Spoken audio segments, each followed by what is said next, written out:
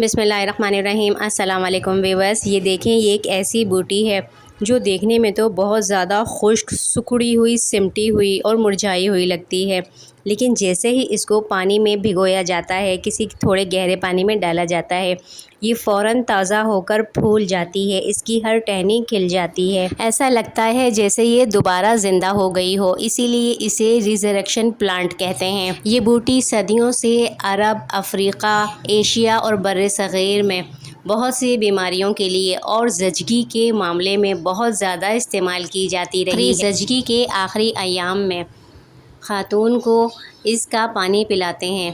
یہ بوٹی رحم کے عضلات کو نرم کرتی ہے اور بچے کی ولادت میں آسانی پیدا کرتی ہے، یہ بہت سے لوگوں کا ماننا ہے۔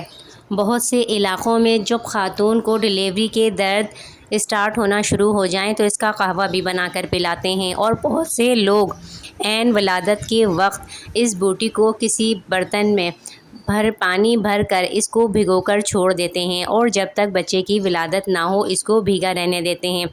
ان کا عقیدہ ہے یا ان کا ماننا ہوتا ہے کہ یہ بوٹی اگر پانی میں اس طرح رہے تو اس سے بچے کی ولادت کی تکلیف کم ہو جاتی ہے، ولادت آسان ہو جاتی ہے، اس لیے اس کا نام مریم بوٹی ہے۔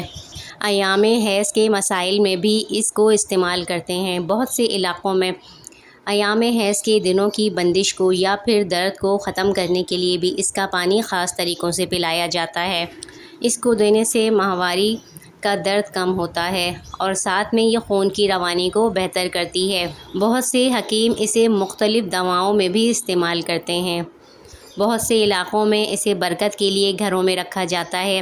بعض لوگوں کا ماننا ہوتا ہے کہ یہ نظر بد دور کرتی ہے، گھروں سے منفی توانائی اور اس طرح لگتا ہے کہ ان کی جادو وغیرہ کے اثرات ہیں انہیں کم کرے گی، تو وہ اس کو اس طرح رکھتے ہیں۔ بعض لوگ مانتے ہیں کہ اسے پانی میں بھگوئے تو اس کا پھول کھلنا، اس کا کھل جانا نیک شگن ہوتا ہے۔ یہ پودا یا یہ بوٹی نمی جذب کر کے دوبارہ زندہ ہو جاتی ہے، اس لیے خشک موسم میں بہت سے لوگ اسے بند کمروں میں بھی رکھتے ہیں تاکہ ہوا میں نمی برقرار رہے۔ بچوں کو زندگی کا عمل سکھانے کے لیے باٹنی یا بائیولوجی میں ریزریکشن پلانٹ کو بھی پڑھایا جاتا ہے۔ یہ ایک مثالی پودا ہے جس سے یہ سکھایا جا سکتا ہے کہ کس طرح ایک خشک، مرجھائی اور سکڑی ہوئی بوٹی دوبارہ زندہ ہو جاتی ہے۔ بہت سے لوگ اسے روحانی طور پر بھی اس طرح مانتے ہیں کہ اس کو پانی میں بھگو کر کھلتے ہوئے دیکھتے رہنے سے انہیں روحانی طور پر تسکین ملتی ہے۔ بہت سے حکیم اسے ماہواری کی بندش، پیٹ کا درد، جسمانی تھکن، سانس کی تنگی اور اس طرح کے بہت سے مسائل میں مختلف دواؤں میں بھی اس کا استعمال کرتے ہیں۔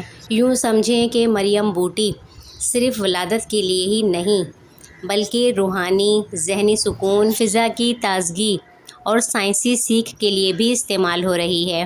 آپ کے علاقے میں اگر یہ بوٹی کسی طرح استعمال کی جاتی ہے تو کمنٹ میں ضرور بتائیے گا کہ کس کام کے لیے اس کو کس طرح سے استعمال کیا جاتا ہے۔ ویڈیو پسند آئی ہو لائک، کمنٹ، شیئر کیجیے گا۔ اجازت دیجیے، اللہ حافظ۔